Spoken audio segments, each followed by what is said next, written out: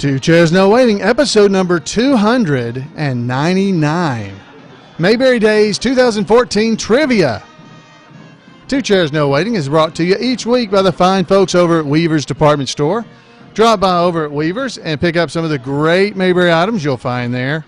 All kinds of great stuff over at Weaver's. Head over there and check it out. weaversdepartmentstore.com. Two Chairs No Waiting is also brought to you by donations from listeners just like you. The executive producer of Two Chairs No Waiting, number 299, is my friend and Otis, Kenneth Junkin. Thank you, Kenneth, and thank you, everybody, for joining us. Thank you, particularly, for joining me right here in Mayberry again this week. Now, last week, we had all kinds of people asking to be a part of the trivia contest because, you know, they didn't get to do the trivia, and they wanted to be able to do that. Well, I tell you what, folks, we're in for a treat, and you're in for a very hard time because we're going to do Mayberry Days Trivia 2014. Thank you to the VW boys for this music so that we can get this thing going. All right, folks, question one. We're going to go through this quick. Here's how we're going to do it. I'm going to read the question. If you want to try to take a minute to figure out whether or not you know the answer, pause the podcast. Yeah, that's right. Pause it, think for a minute, and then play it again, and then I'll give you the answer. All right? Because I'm not going to give a whole lot of time in between because we got 21 questions to get through. 21 of the hardest questions of Mayberry Trivia you have ever heard in your life. Excuse me. So here we go. Mayberry Days Trivia 2014, the Super Bowl of Mayberry Trivia. Question one. Here it is. What is Mayberry City Code violation number 912? I'm going to read it again. What is Mayberry City Code violation 912? Ooh, if you want to think about it, pause. If not, here's the answer. What is Mayberry City Code violation 912? It's insulting an officer's intelligence. That happened a lot in Mayberry. That's from Citizen's Arrest, episode number 106. All right, number one. That was number one. Keep track. Keep track of how you're doing. Number two. What are the first names of the four Gordon boys? What is the first name of the four Gordon boys? Oh my goodness, I have no idea. I have no idea. If you think you know it, shoot it out there. The answer. Pause if you want to wait. The answer is, what are the names? The first names of the four Gordon boys? Their names are Billy, Ike, Junior, and Sherman. Oh, did you get it? Billy, Ike, Junior, and Sherman are the four Gordon boys. That's from Ain't Be the Warden. Episode number 55. That's right. All right, so let's try this now. Number three. Keep track of your score. Number three, Mayberry Days Trivia 2014, the hardest in the world. What is Arnold Winkler's father's first name? Oh, I have no idea. What is Arnold Winkler's father's first name? And doctor is not the right answer. We know his dad was a doctor. All right, so let's pause if you want to wait. But here comes the answer. What is Arnold Winkler's father's first name? His name is Simon. And that's from Ople and the Spoiled Kid, episode number 84 of the Andy Griffith Show. That's three questions. Have you got any right yet? If you get one or two or three right, you are really doing a good job. If you get more than three, I'm impressed. Very. All right, number four. Got 21 questions, I believe. 21. So let's run through these. Oh, this is a long one. All right, listen careful. Andy is called to Sam Becker's farm, which makes Barney suspicious. Barney heads to Sam's farm after instructing Floyd to form a posse and trail behind him to the Becker farm. Which member of the posse lost the keys to the car, delaying the arrival? Oh, my goodness. All right, so Andy had to go up to Sam Becker's farm. Barney was suspicious of this, so he wanted to get a posse together. So he went over to Floyd and said, Floyd, you get a posse together. I'm going to head on up there, and you come on up to the Becker farm. Well, Floyd was delayed because which member of the posse lost the keys to the car? All right, pause if you want to try to guess this. Here comes the answer. All right, which member of the posse going up to Sam Becker's house lost the keys to the car and delayed their arrival? That'd be Nate. Good old Nate. He lost the keys. There's Nate. That's from Quiet Sam, episode number 29. Episode 29. How you doing? 4? You got 4? If you do, come to Mayberry Days because we need you. Number 5. Barney is vacationing in Raleigh with his cousin Virgil.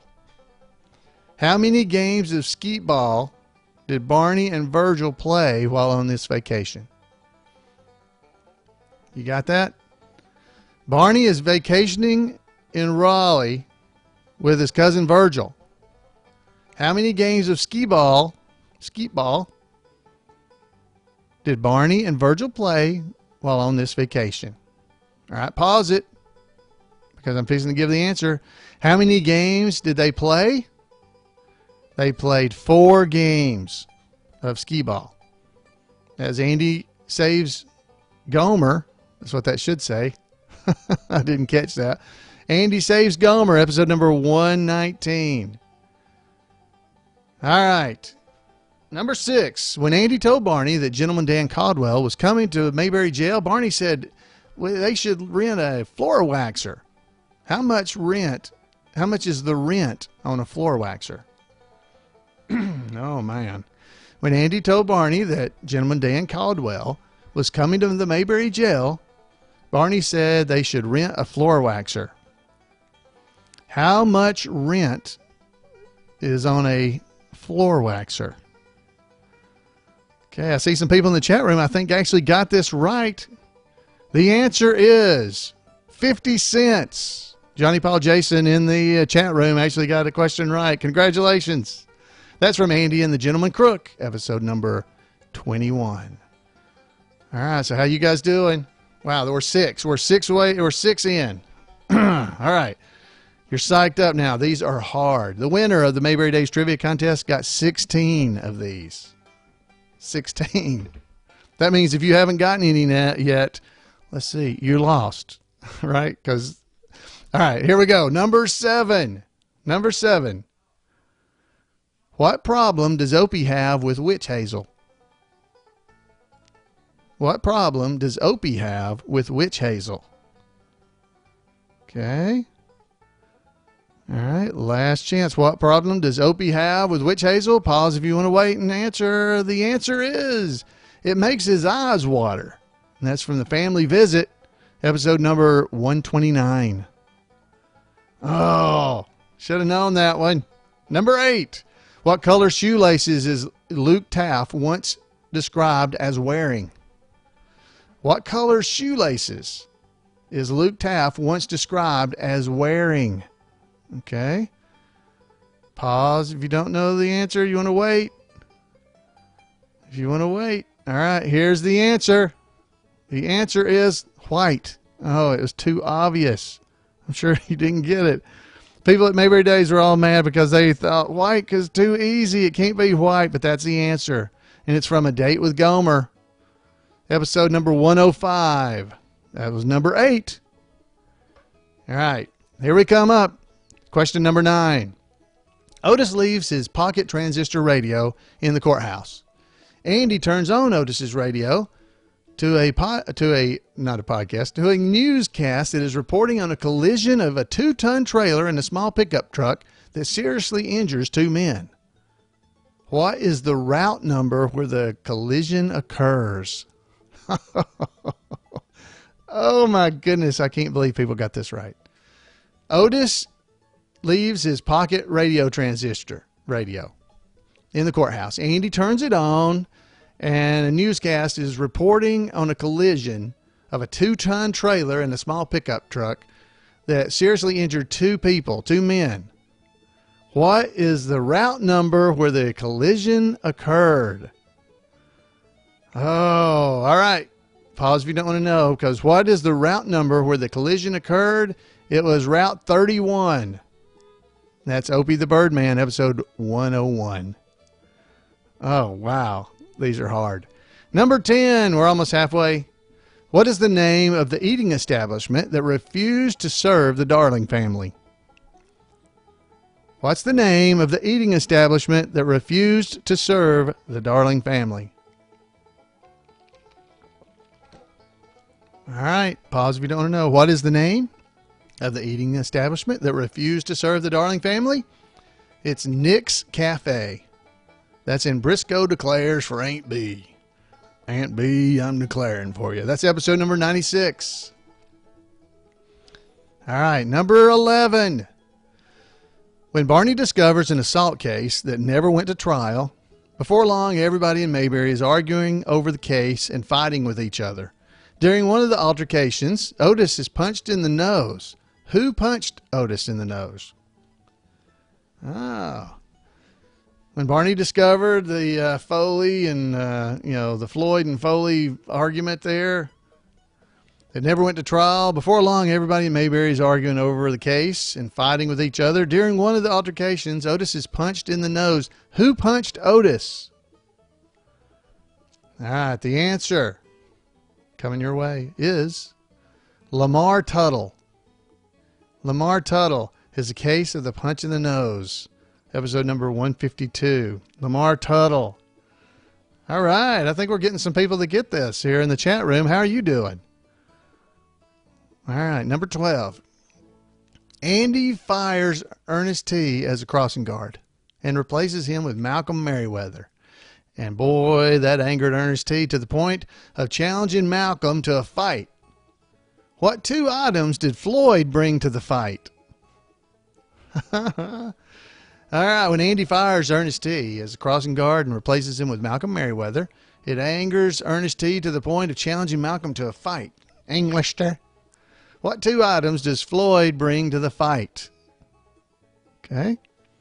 That's number 12. What two items did Floyd bring to the fight? Pause if you don't want to know. The answer is a towel and painkillers. So Floyd brought a towel and a painkillers. That was in Malcolm at the Crossroads, 164, episode number 164, Malcolm at the Crossroads. All right, next up, next question. Number 13, according to Warren, how many homes are burglarized in the United States each year? Now, this is a somewhat vague answer, I have to say, because it confused me. According to Warren, how many homes are burglarized in the United States each year? All right, pause if you don't want to know. How many homes are burglarized in the United States, according to Warren? The answer is over 100,000. Over 100,000 homes are burglarized in the United States each year, Andy. I can't do Warren. That was from the episode Lost and Found, episode number 178.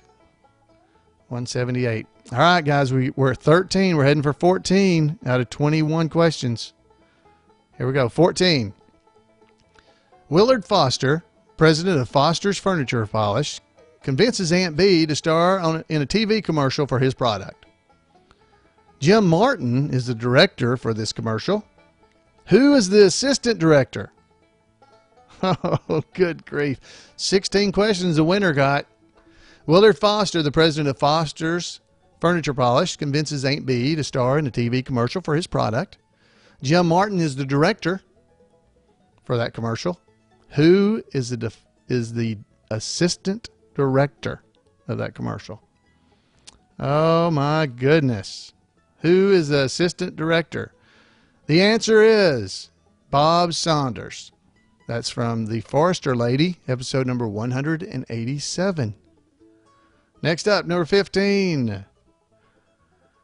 Andy arrests the four Gordon boys for moonshining. Which one of the boys had a Band-Aid over his eye? Oh, man. Andy arrested the four Gordon boys for moonshining. Which one of the boys had a Band-Aid over his eye? We just went through what their names were. I'll give you that, okay? I'll give you their names. You got a 1 in 4 chance. Remember, the Gordon boys' names are Billy, Ike, Junior, and Sherman. Okay? So, which one of them had a Band-Aid over his eye? Okay, let's go. We're going to guess now. Here's the answer. Sherman. That's from Ain't Be the Warden. Episode 55 of the Andy Griffith Show. Number 16. What is the name of Aunt Bee's hairdresser who convinced her to wear a wig? What was the name of Aunt Bee's hairdresser who convinced her to wear a wig?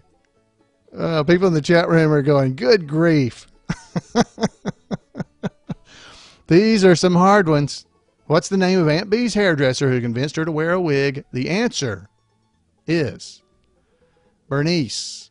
That's from Aunt Bee's Crowning Glory, episode number 194. Oh my goodness. Now some of these, yep, they're talking in the chat room. They're trivia from the color episode, some of these, because this is the Mayberry Super Bowl of trivia. The Super Bowl of Mayberry Trivia. So you got to know it all. Question number 17. Here we go. In the issue of the Mayberry Gazette, the headline, Local Barber Captures Escaped Convicts. Remember that one with Floyd on it? Okay, you remember that one. I'm sure you do. All right, in the issue of the Mayberry Gazette, Local Barber, with the headline, Local Barber Captures Escaped Convicts.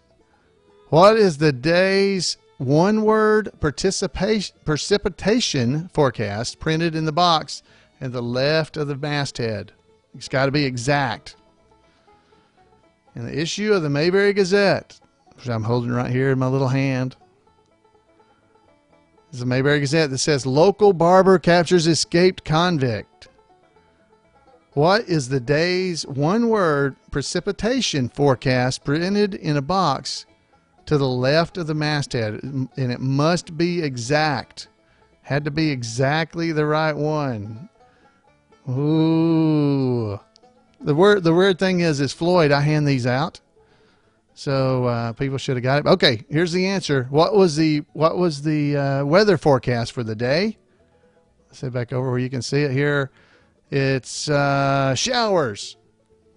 It says showers. And sure enough, that's what it says on the actual little newspaper. It says showers. Showers right there. Wow, I'm looking right at it. That's right here. That's from Convicts at Large, episode number 74. All right, number 18. Number 18, when Goober and Andy are discussing where they will have lunch one morning, Goober tells Andy the drugstore is having a nice run on corned beef. According to Goober, what time do you get the best corned beef sandwich at the drugstore? Okay. When Andy and Goober are discussing where they're going to have lunch one morning, Goober tells Andy the drugstore is having a nice run on corned beef. According to Goober, what time do you get the best corned beef sandwich at the diner? Or over at the drugstore, I mean. Okay. What time do you get the best corned beef sandwich at the drugstore? Here comes the answer. The answer is 12:30. 12:30. Oh, some of the folks in the chat room, I see Johnny Paul Jason said 11:30. Maybe he was in Central Time. Are you in Central Time by any chance? In Mount Airy, Mayberry's in Eastern Time. So, sorry, I can't give it to you. But that's the answer. All right, going on to the next question. How are you doing, guy? How are you doing? Have you gotten any right? If you get just one or two, you're doing pretty good, I promise you. The winner got 16. Here comes the next question, number 19. Dr. Thomas Peterson is the new young doctor in Mayberry. Dr. Peterson has a model of a red vintage Indy-style racing car in his office. What is the number on that car? Dr. Thomas Peterson is the new young doctor in Mayberry. Dr. Peterson has a model of a red vintage Indy-type racing car in his office. What is the number that's painted on the side of the car? Oh, these are just amazing. Can you believe the winner got 16? 16 of these questions I've already asked you. All right. The answer to this question is, what is the number on the car? The answer is 8. And that's from A New Doctor in Town, episode number 201. All right, we're to 20. We only got 2 more questions. 20. And 20 is one of them. Only one after this. Number 20, according to Barney, who is the Gal Friday of the detective division at the Raleigh Police Department where he works? According to Barney, who is the Gal Friday of the detective division at the Raleigh Police Department where he works? Last chance. Number 20. One more question after this. According to Barney, who is the Gal Friday of the detective division at the Raleigh Police Department where he works? The answer is Mrs. Clark. Miss Clark, it's Miss, not Mrs. Miss Clark, that's from A Visit to Barney Fife, episode number 211. All right, folks, how you doing? All right, so we've done 20 questions. Now, the 21st question is the final question. And honestly, if you got one question right, you've done good. If you've got 2, you did really good. Anything above 2, I'm impressed because I'm terrible. All right, but here's the deal. The 21st question is worth 2 points. Okay, 2 points. 2 points for this one. All right, so here is the question. 2-point bonus question. Who in Mayberry says there are still some people who think the automobile is just a passing fad? Number 21, it's a 2-point bonus question. So if you can get this, ready? Here we go. Who in Mayberry says there are still some people who think the automobile is just a passing fad? Okay. Who in Mayberry says there are still some people who think the automobile is a passing fad? All right, folks, this is worth 2 points. You think you got it? Here's the actual answer. Helen Crump is the one who said that, and it was in the senior play. And I'm sure she was talking to him about, how the students and, things had changed over the years. And some people think the automobile is just a passing fad. That's from the senior play, episode number 197. Wow. The winner with 16 right.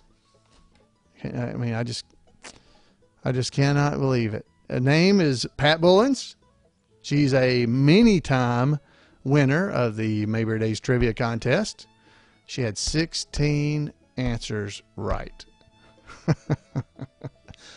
Wow. That is just amazing. Amazing to me that she had that many correct. I mean, I don't know about you guys, but I'm in awe. I cannot believe how many you got. Now, number 2 came in second place was Mike Rutherford. No, is that right? Mike Hallivan. It's Mike. Mike Hallivan.